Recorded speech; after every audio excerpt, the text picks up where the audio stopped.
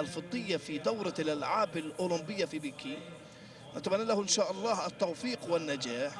وهناك أيضا صاحب المركز الأول في الموسم الماضي على مستوى ملتقى شتوتغارت، وهناك أيضا صاحب الميدالية الذهبية في دورة الألعاب الأولمبية في بكين أمامنا ويلفريد بونجي من كينيا. صراع كبير، صراع إفريقي من خلال كينيا ممثلة بويلفريد بونجي. هذا هو البطل بورزاغوفسكي الروسي، سجل في الموسم الماضي أفضل رقم عالمي بدقيقة 45:58، وبالتالي سيكون منافس حقيقي لأحمد إسماعيل. أتمنى له التوفيق والنجاح أحمد إسماعيل إن شاء الله. ونقول لأحمد إسماعيل عليك بأن تكون أنت صاحب المركز الأول. إذا إسماعيل أحمد إسماعيل أمنيات بالتوفيق والنجاح له إن شاء الله. وأحمد إسماعيل مواليد عام 84، كان من المشاركين. هذا هو ويلفريد بونجي، أيضا قوي ويلفريد بونجي.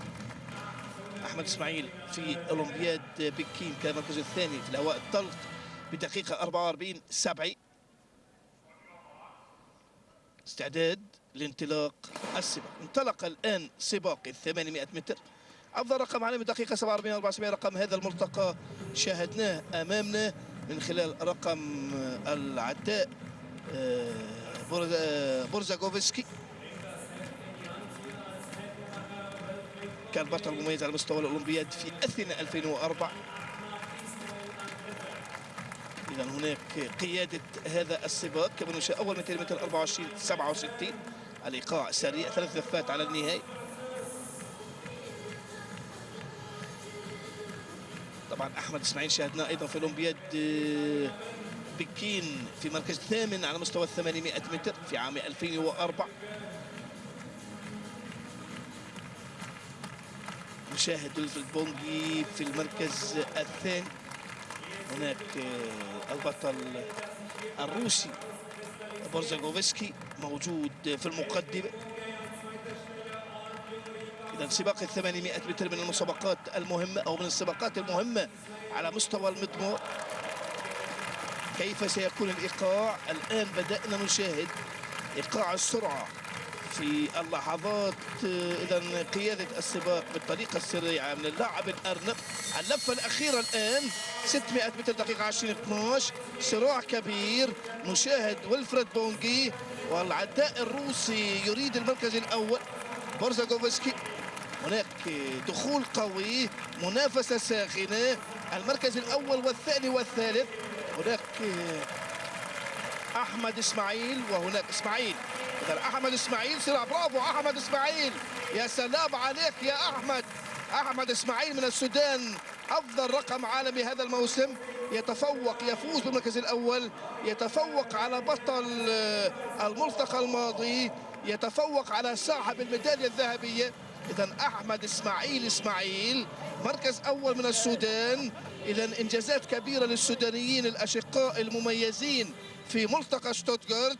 أحمد إسماعيل صاحب الميدالية الفضية في بكين 2008 يفوز هنا بالمركز الأول في ملتقى شتوتغارت. ما شاء الله عليك يا أحمد إسماعيل، مركز أول برقم عالمي جديد. تفوق على ويلفريد بونجي صاحب الميدالية الذهبية في بكين 2008. الورد للورد لأحمد إسماعيل الذي يستحق الاحترام والتقدير والمحبة على هذا الإنجاز من السودان الشقيق. إذا برافو لأحمد إسماعيل، المركز الأول على مستوى سباق 800 متر، مواليد عام 84.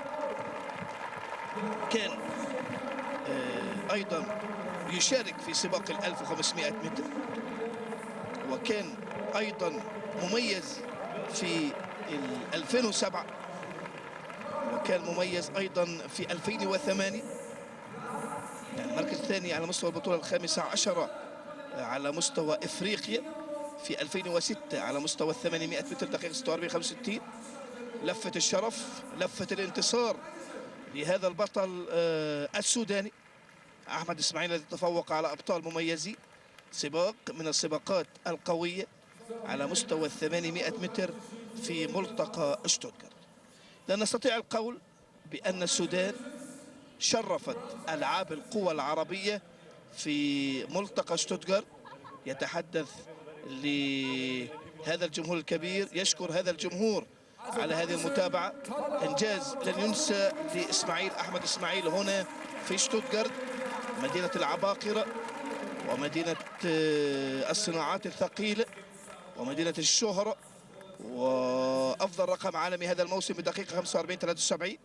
بورزاغوفسكي بطل الملتقى في الموسم الماضي دقيقة 45.96. والفريد بونج الكيني صاحب ذهبية بكين 2008 يتراجع إلى المركز الثالث. ملتقى قوي، ملتقى شتوتغارت من الملتقيات المميزة على مستوى ألعاب القوى. نعود للزانة مرة ثانية. يعني يوم السودان يوم